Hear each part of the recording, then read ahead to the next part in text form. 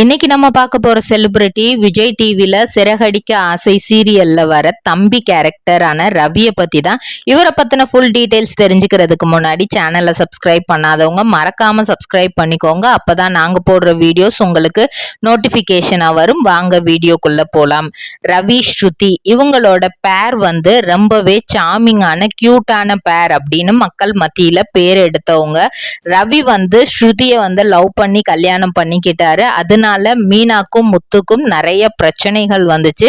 First Ravi மீனாவோட தங்கச்சிய love பண்ணி கல்யாணம் பண்ணுவாரு, அவங்க ரெண்டு பேரும் தான் பேர் அப்படின்னு தான் எதிர்பார்க்கப்பட்டுச்சு.